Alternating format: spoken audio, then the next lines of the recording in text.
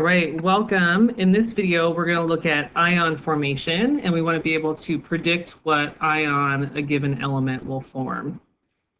And first, we want to start out by talking about the noble gases. And if you look on a periodic table, you'll remember that the noble gases are the ones here right on the right. And the noble gases, since they're in the same column, they tend to have the same number of valence electrons. So most of the noble gases have 8 valence electrons. The exception is helium has only 2 valence electrons. And there seems to be something special about those 8 valence electrons because we notice that these noble gases are very unreactive. So they are very chemically stable. Okay. And then something that's interesting about the noble gases is that when we notice that when atoms form ions, they tend to gain or lose electrons in order to have the same electron configuration as the nearest noble gas. And we say electron configuration, what we mean is they have we'll end up with the same number of electrons in the same shells. So that's just, their electrons are going to end up looking the same as a noble gas after they have formed an ion. And we mean nearest noble gas, we mean the noble gas with the, if you look on the periodic table, the noble gas with the closest atomic number. That's what we mean by the nearest noble gas. And since most of the noble gases have 8 electrons in their valence shell, this is sometimes referred to as the octet rule.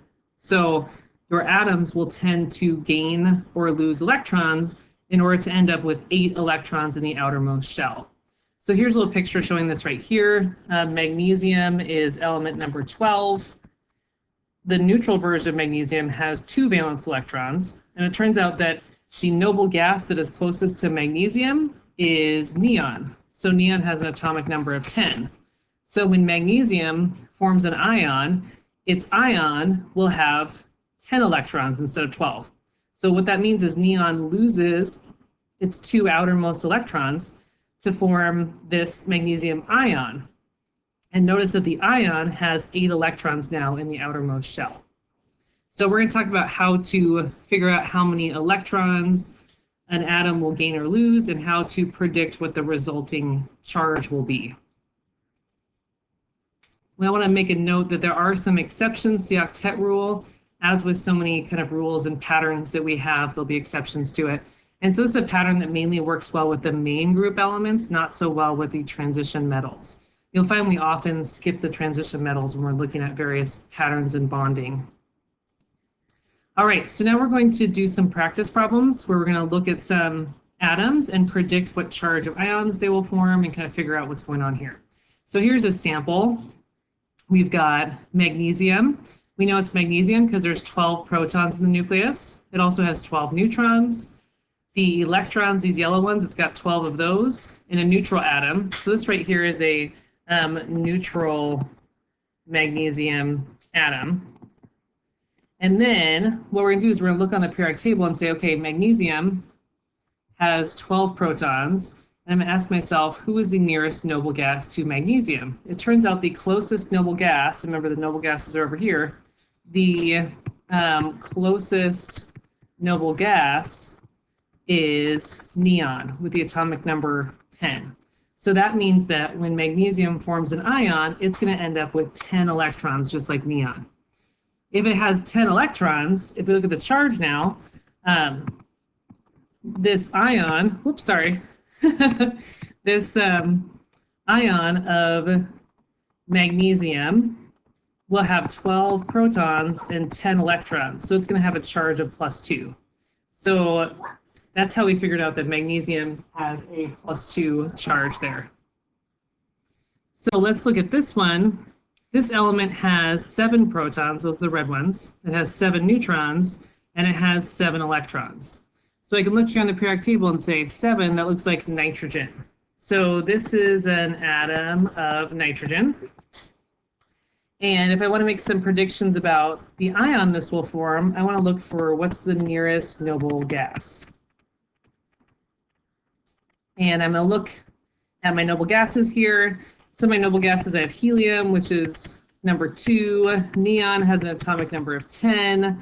Argon has an atomic number of 18. Since nitrogen has 7 electrons, the closest one is 10. Okay, so this is the closest noble gas. So that means that when nitrogen forms an ion, it will end up with 10 electrons, just like neon, the nearest noble gas. And so when we're looking at the ion charge, my ion will now have 7 protons and 10 electrons, so it's going to have a charge of -3. So it's going to be nitrogen with a -3 charge. That's my ion. All right, so let's talk through some of these ones. So I'm going to do the same thing here. I'm going to count the protons. So 1, 2, 3, 4, 5, 6, 7, 8. It's got 8 protons. 1, 2, 3, 4, 5, 6, 7, 8. It's also got 8 electrons. Sorry, 8 neutrons and 8 electrons. It's got 8 of everything. So if I look on the periodic table, this looks like this is an atom of oxygen. So if I want to figure out what ion an atom of oxygen will form, well, I want to look for what's the nearest noble gas. Looks like the nearest noble gas is neon, number 10. And neon has 10 electrons. So that means that when oxygen forms an ion, it will also end up with 10 electrons. Oh, my apologies. Okay, let's go back here. It will also end up with 10 electrons. And as a result, it's going to have 8 protons and 10 electrons. It's going to have a -2 charge. And so the ion symbol is going to be oxygen with a -2 charge. Let's look at another one. So if you look at this one, example 2, the protons are in red. So I've got 1, 2, 3, 4 protons. And my neutrons are 1, 2, 3, 4, 5 neutrons. Electrons, I've got 1, 2, 3, 4 of them. So that's my neutral atom. And it looks like this is an atom of beryllium. Okay, so it's got 4 protons. This is an atom of beryllium. So now let's figure out what an ion of beryllium is going to look like. Well, the nearest noble gas to beryllium is helium. This is the closest noble gas. So what that means is when beryllium forms an ion, it will end up with 2 electrons around it, just like helium, because helium is the closest noble gas. And so your beryllium ion will have 4 protons. It's going to have 2 electrons. So the charge of the ion, it's got 4 positives, 2 negatives. It's going to have a charge of +2. And the symbol is going to be beryllium with a +2 charge.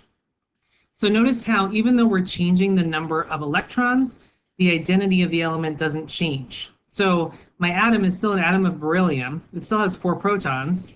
It just has 2 electrons now. So still beryllium, it just has a charge. So it's an ion of beryllium. Okay, let's try this one. So if you look at the protons, in your neutral atom, it's got 15 protons, 16 neutrons, and it also has 15 electrons. So these top 3 boxes describe the neutral atom. And the neutral atom, you should notice your protons and electrons are always the same. Okay, but if we look at the ion, let's see what's happening there. Well, if it's got 15 protons, that means this is phosphorus. And the nearest noble gas to phosphorus is argon. That's only 3 away. Okay, so that's your nearest noble gas. So what that means is that when phosphorus forms an ion, it will end up with 18 electrons, just like argon has. And so when I try and figure out the ion charge, my phosphorus still has 15 protons, so it's got 15 positives, but now it's got 18 electrons, 18 negatives, so that means it's got a -3 charge. So the symbol is still P, it's still phosphorus, but now it's got a -3 charge. Let's look at another one. So we've got this one, we've got 13 protons, 14 neutrons, and then we've got 13 electrons in a neutral atom. And if you look on your periodic table, this looks like aluminum. Aluminum has 13 protons. When you're trying to figure out what an aluminum ion will look like, well, you have to figure out what's the nearest noble gas to aluminum. Turns out the nearest noble gas is neon. So your options are neon, which has number 10, or argon, which is number 18. So 13 is closer to 10 than 18. So it's the nearest noble gas in terms of like the atomic number. Okay, so neon is the closest. That means that when it forms an ion, aluminum will have 10 electrons. And remember, that means it'll have 13 protons, 10 electrons. So the charge is going to be a 13 minus 10. It's going to have a plus 3 charge. And the symbol will be aluminum plus 3. And what we may notice when we go through these is if we start writing down the charges of ions we've seen so far. We saw that fluorine made a -1 charge. Oxygen was -2. Phosphorus was -3. Aluminum was +3. Magnesium was +2. And we saw lithium was +1. Do you see how this makes kind of a nice pattern here on the periodic table?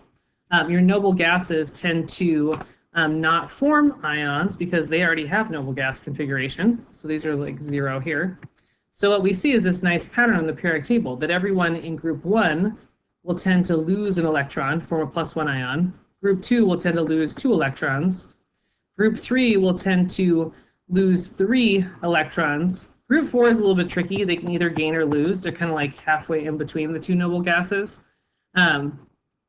Group 5, they tend to gain 3 electrons and form a -3 ion. Group 6 tends to gain 2. Group 7 tends to gain 1. And this one tends to not form ions at all. So this is a nice pattern, so we can use the periodic table to help predict what charge of ion a certain element will form. It all has to do with how many electrons they need to gain or lose in order to reach the nearest noble gas.